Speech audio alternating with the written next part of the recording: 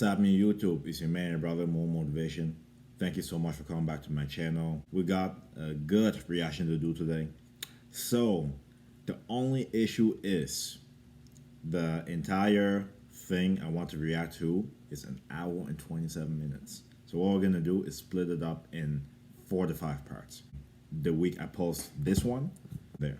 But if you come back to the channel, thank you very much. Like, share, subscribe to the channel. Let me know what you want to see, and I will react to it. I want to shout out, pronounce your name correctly, Cheryl, for recommending this video, and also Andy. So thank you very much. Let's check it out, and let's see what we can gain from it. I'm excited. Let's react. Somewhere. I go to a foreign country. Magic. What magic? It's the same everywhere.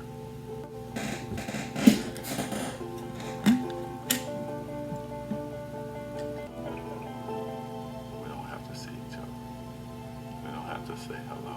We don't have to call each other. The main competition. Do we even have real rivalries nowadays? Like, do we actually? I don't think so. Like, nothing like this. Not a chance.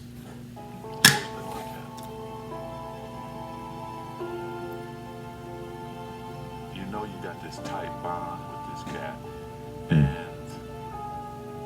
you don't have to see. The look on his face. But you're always gonna be linked to him.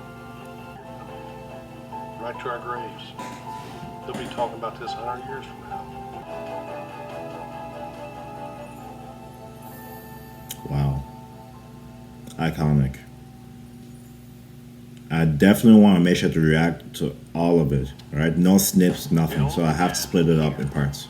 Salt Lake City, Utah, on the night of March 26, 1979. It was the NCAA Championship, Indiana State versus Michigan State, a game that still ranks as the highest rated college final ever on television.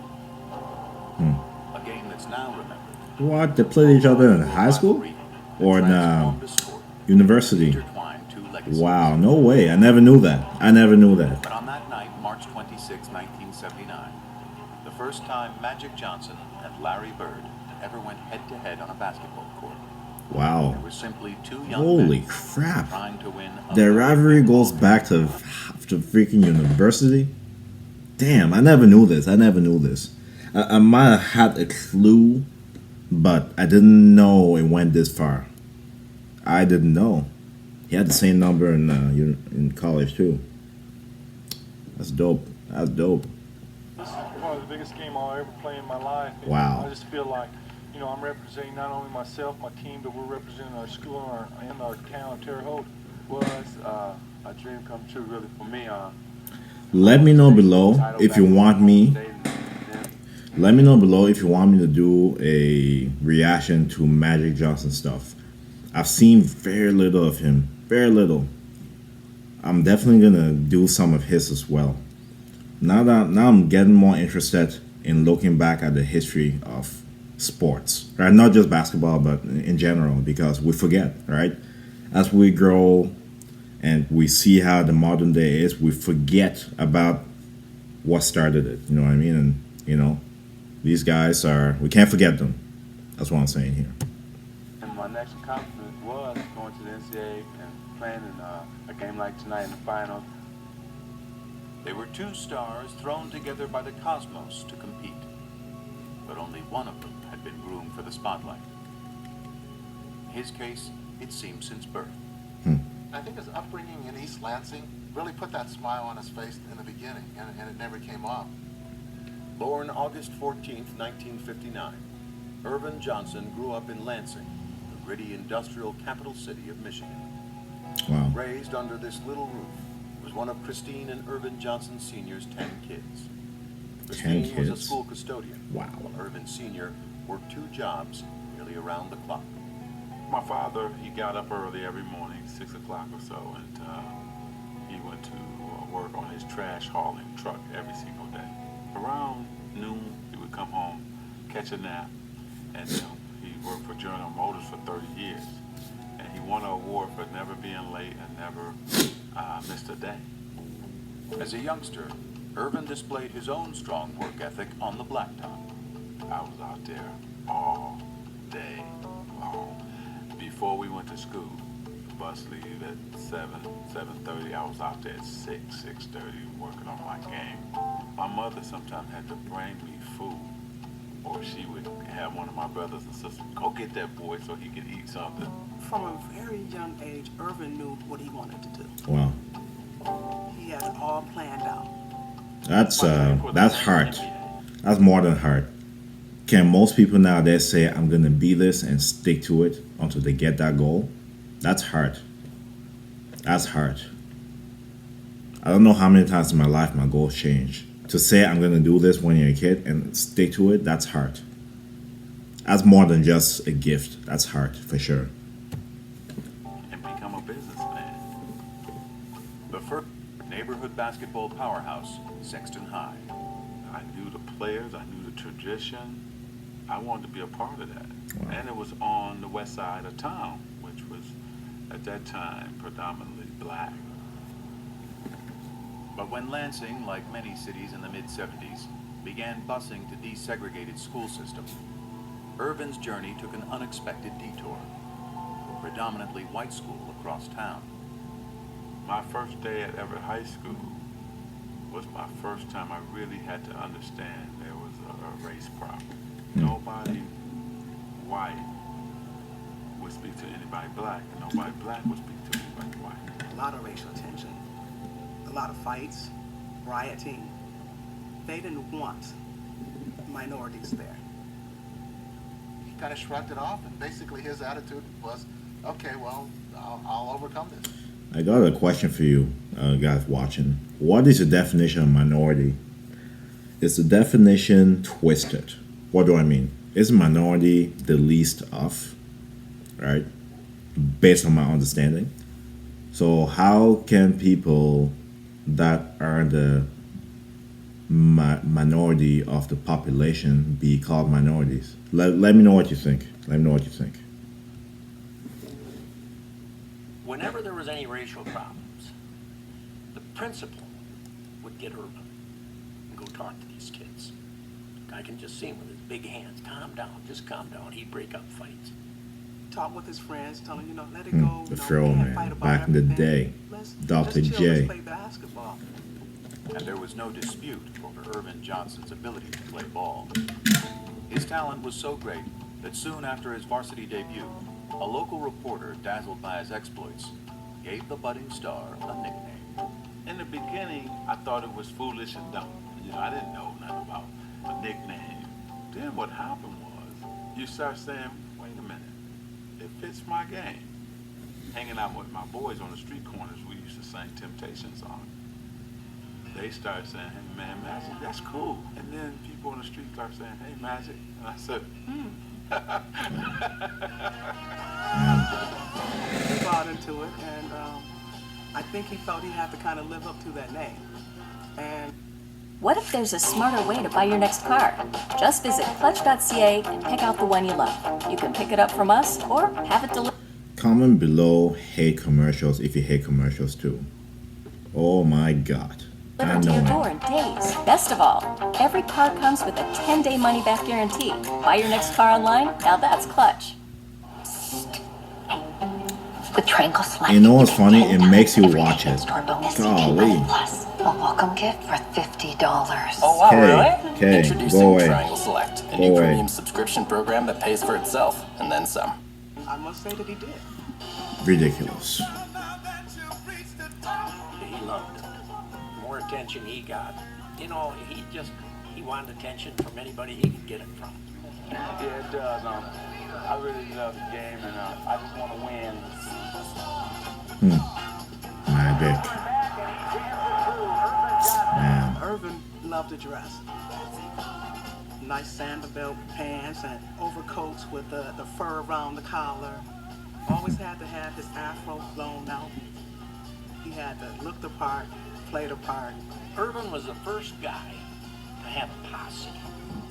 He not only had a posse of a lot of blacks, he had a lot of white kids hanging around him. Some of my white friends were like, hey man, we're having a kegger tonight, won't you come on by? And I'm what's a kegger? So he said, well, what it is, we get this big keg of beer, and you just go for it. Okay. Well, what time does the kegger start? Because regular party time in our neighborhood is 10, 11 o'clock. The kegger starts at 7. I said, the party starts at 7 o'clock? I said, Wow, okay, man, that's I early. will come to the kegger. We had a good time. The music was kind of bad, but we had a good time, you know. His senior year, Johnson did at Everett what he had planned to do at Sexton, win the state championship.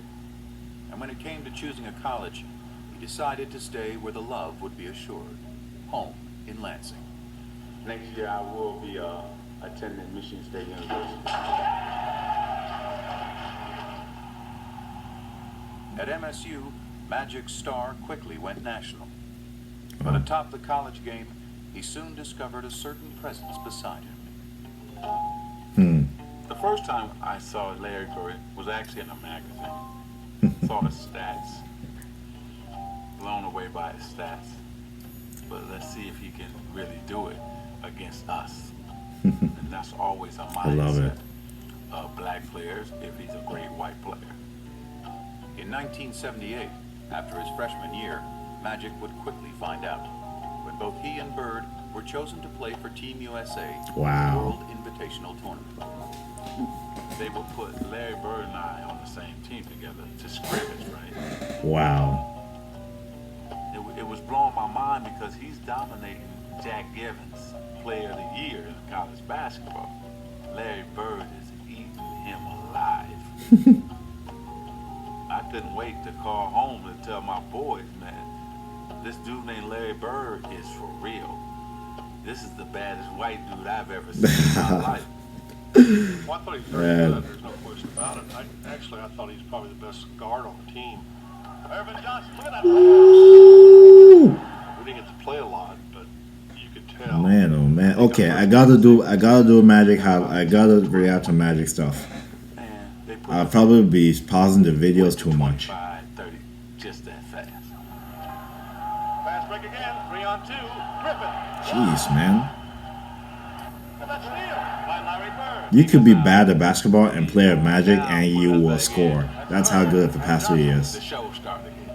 When you play with Magic, there's just something about it. You want to make that extra pass. You want to get that rebound and start the break. We came down a couple times. I go behind my back, no look to him. Oh my He God. look back to me, and I'm laying it up. I said, "Oh man." There's that last play. Magic. Ah, crazy. Drops off to Bird. Bird puts it What? off inside to Johnson. Super bad. Wow. Got game. They had some wonderful moments on the court, but they probably spoke to each other 4, maybe 5 times during that entire time period. And You know- were like, hello, how are you? You know, people are cool when they don't hate each other, but they sort of connect. I don't know how to explain it, but you know of each other, you play together, you connect on that sport, but you don't have to say any words. That type of thing. That's pretty cool. This morning, Larry, I'm good, Magic. What'd you have for breakfast? Don't remember. Have a nice day. But such curtness was hardly strange coming from Larry Bird, who was not only one of college basketball's best players, but also its biggest enigma. I think he was a mystery to the extent that he wanted to be a mystery. He didn't enjoy doing interviews. He didn't go out of his way to do them. He wasn't particularly good at them. He was kind of like, hey, this is who I am. You want to know who I am? Watch the game. That's who I am. It's all about business. I love this. I love this. To be honest, if I were to say which one of the two personality I have more of, it's definitely Larry Bird. I as you can tell, I'm just chill. You know, I don't really like too much attention. You know what I mean? Even though I'm on YouTube, but strictly business. I love that. Magic is more of like the fun type. I'm not that type. I like his style. I like Larry's style.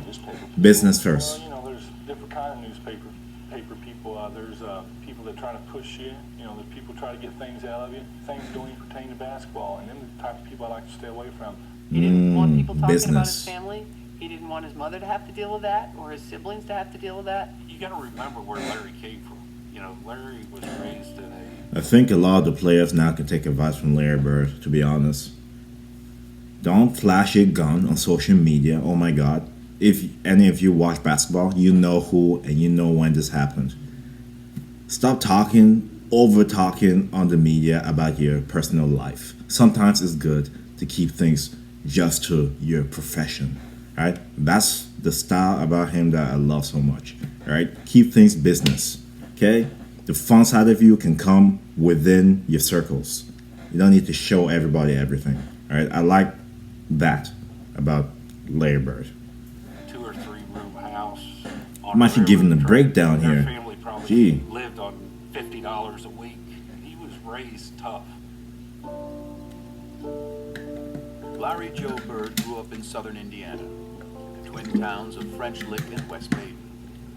The Valley, as locals call it, was a tough working class area.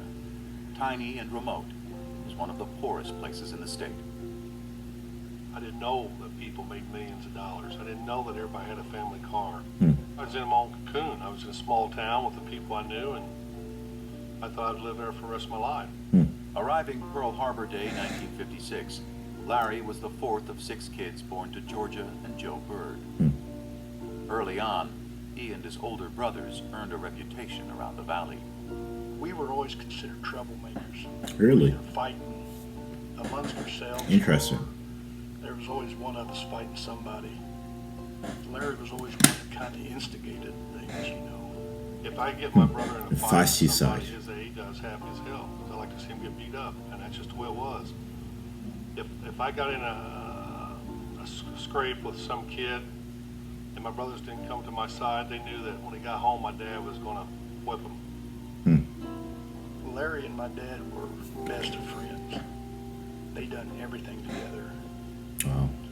My dad would go out to my grandma's house. Larry would always go with him. They'd go fishing, do a lot of things together. But Joe Bird also had a darker side, stemming from a traumatic tour of duty in Korea. Larry remembers Wow. waking up in the middle of the night hearing his father's blood-curdling screams from the nightmares he had had from the war. What happened to his father in the war affected his entire life. He was Yeah. never able to quite get rid of whatever those demons were. Bruh. That's one thing I'll say about the military. I'm actually in the military, by the way, for any of you that want to know what I do outside of here with the fitness as well. A lot of the things you see, you cannot unsee them, right? So in that sense, I get like what he's saying here. Like a lot of things you will see that, some people last with that forever, right? ADHD, they call it. But yeah, anyway, let's carry on. Bird struggled to hold steady jobs, and even when he was working, his demons would on occasion drive him to the bottle. There were times when Joe went out with the guys and had a few beers and the wages didn't come home that night. And that didn't happen every day.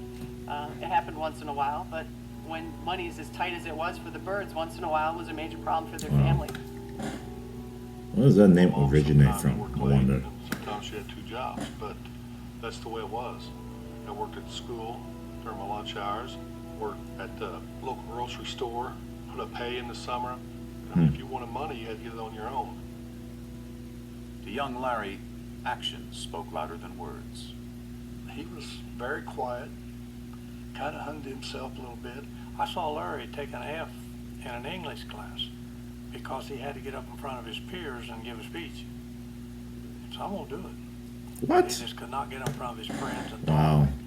he was that shy. Of course, next thing you know, when he knew it was time for all of us together at the gymnasium, Larry'd be. The minute he'd get a basketball in his hand, things were totally different. Basketball was just, when it came to me, seemed like easy. I didn't have the quickness, I didn't have jumping ability. I just thought the game out. Yeah. By his Yeah, senior skill. year at Springs Valley High, Larry Skill. Bird had sprouted into a star. But Bird was from the Valley, hardly a hotbed of talent, the big-time world of Indiana hoops. The first thing they say, well, they don't play nobody down there. He's from French Lick. They don't play nobody. I think that put a chip on his shoulder, always having to prove who he was and how good he was.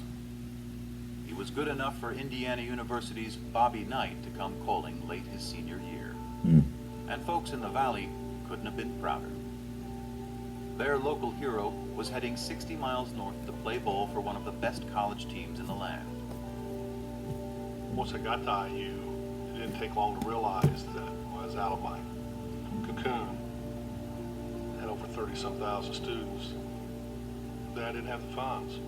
First week and a half, I thought, man, this ain't gonna work. He left after 24 days. Let my mother down. She didn't talk to me for 2 months. But it didn't matter what other people said. To this day, I don't care. Wow. Back in French Lick, Bird took to working for the city, hauling trash and painting park benches. Meanwhile, by that winter, his father's demons had taken him to an even darker place. By this point, Joe and Georgia were divorced, and he was behind in his payments to the family. The police came by, and of course they all knew him. So Joe said, hey, I need a few hours to get my affairs together before you take me away. So he called Georgia and he said, you guys will be better off without me, and I'm going to take my life. And he put the phone down and he killed himself. Oh my God. That's crazy. When Dad passed, Jeez, man. it hurt Larry. I mean, that was his best friend. Man, oh man, oh man. But Never knew all Larry this. didn't show it a lot. He just didn't say much. You know, he just kind of held it within. I've never heard him speak out about it at all. How could you? How could you speak out about that? Like, come I heard on. about it, and I was madder after the funeral because I thought he sort of cut out on us during a tough time. But you know, he went through a lot in his life. He did what he had to do. Yeah. If Bill Hodges hadn't been as persistent as he had been, Larry Bird might never have existed in any of our minds. I believe that with all my heart. What? I really do. It was Bill Hodges, a young coach from Indiana State University, who convinced Bird to give college hoops another shot. Wow. So with a promise to his So I mom almost to didn't graduate, even play. Bird That's headed to crazy, Terre Haute man. and ISU. To think of the career he had, for him not to have played college ball, that's He crazy. started playing, it's the same old thing. You know, he's at a small school and he ain't playing against anybody, which is fine. Still dominated. Wherever Hoosiers gather, Wow. they no longer talk of weather. Indiana has a new state bird. Now his claim to fame is just the way he plays the game. Wait, what do you do there? Oh my God. Damn. By the time he had led tiny ISU as a senior to a 33-0 record, 33-0? a 79 title game, Damn. Larry Bird had become, alongside Magic Johnson, the talk of college basketball. Just a year after sharing the court on Team USA, they were back together. Wow. And the day before the big game, Magic couldn't wait to greet his old playmate. Indiana State was on practicing. Man, And we were such a waiting cute till Tom story. got there early. Cute story, but devastating in other ways. Of course, on Larry's side. When they came through, it was like nobody would say nothing. I wanted to go toward him, like his guys, like made sure that he didn't say nothing. And then they kind of started snickering, like, Michigan State, you in trouble. We're gonna kill you guys tomorrow. I probably did snub him. I don't remember it, but I'm sure I did. I didn't want any, you know, like I call it love fest, hugging and slapping high fives with the opponent. You're there for a reason. You're there to win a game. That's what I love about this, man. The players now, oh my God, LeBron especially, tweeting at every player that has a big game, or before the playoffs, you just shout out a bunch of, like, as a competitor, stop kissing up to your opponents. Like, that's what the game is now, and it drives me nuts. If you're in front of me, and if you're my opponent, I don't give a F about you. Alright, I'm in there to dominate the competition. After the competition, we can high five and all that. I love what you said there. There's a lot of players now that just high fiving each other and hanging out with each other, like outside the games. Like, especially in the playoffs, if you have competitors, you You're in there to kill and to win. That's it. The players now don't get it. Don't get it at all. It is Indiana State against Michigan State. I'm Bryant Gumbel, and the fans here are going bananas. Wow. I mean, let's face it, if Larry Bird were black and came from Chicago, it wouldn't have been as big a deal. They were polar opposites. One black, one white, one outgoing, one shy. That was the charm of the attraction. The Bird against Magic. All Hey, relatives have been used. the biggest way to stand out is just be different. You know what I mean? That's what Larry Bird was different. You didn't need to really do too much. You know what I mean? That's what I love about him. Just be different. Don't be the same. All right? The best way to stand out is to be different. Love it. All of them have been warranted. Heading into the tournament, Magic was the bigger star. But by tip-off, it was Bird. Having hardly missed a shot in the semifinal, would become the focus of fans, and more importantly, of Michigan State. We actually had 2 men on Larry everywhere he went. There he is, Dick. Look at they have him sandwiched in completely. I'm surprised they didn't play a box on one. You know, 4 guys on Larry and 1 on the other 4. Because they didn't have a lot of talent. You know, if you stop Larry, you pretty much stopped them. Look at the pressure around him. Wow. And he's short. I didn't play well at all. Biggest game of my life, I didn't play well. Well, I mean, if the whole team's guarding you, it's different. Our length and our size, our jumping ability was able to bother him.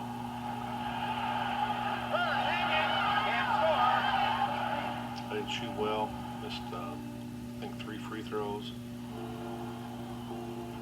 Larry Bird has had a cold shooting night. I battled him, but I didn't have it.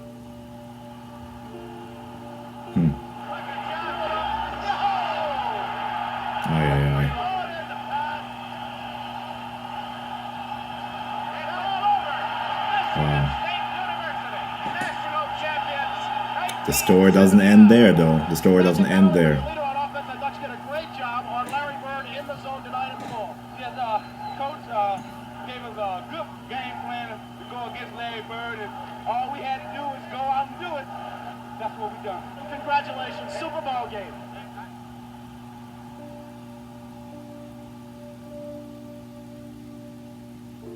It was over, you know. That was my 4 years. I was done. Wow. No, it still hurts.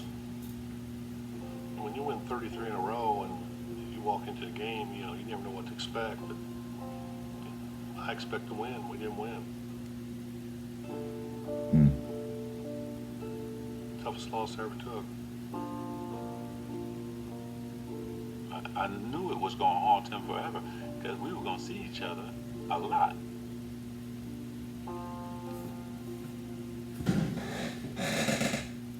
The National Basketball Association, in its 33rd season, is troubled by diminishing crowds and declining television ratings, signs that fan interest may be waning. If college basketball was flourishing at the end of the 1970s, the pro game was crumbling. After the golden era of Bill Russell and Jerry West in the 1960s, a merger with the ABA in 1976 had led not only to new teams, but a new temperament. Jesus It was Christ. a new league with new times, with renegades, with individuals. There was an argument made, plausibly, I think, that it was too black a league for the United States of America in the late 1970s. You think about the Knickerbockers at the time. The running joke was it was the Knickerbockers. You know, that's what it was. It was the N-word. It's turning off a lot of white customers that come to the game, you know. Why? I think there's a conflict between the white and the black, and I don't enjoy going to basketball and seeing all black players. I mean, I think when they said too black, they meant not just in terms of color, but in terms of style. Let me get mine, and the hell with yours. Basketball for us was about the best moves. You wanted to be that big player that everybody talked about. You wanted to be the one. Wow. You didn't think about winning championships or team play. And those were just the issues on the court. The NBA had this image of an all-black league with a bunch of guys who did drugs. That's Teams were fucked. losing money, and You know, That's what the myth. That's also another. Well, it happened there, obviously, but there's a stigma going around where every black person's on drugs. I never did drugs in my life. Anyway, maybe I am an anomaly, but anyway. So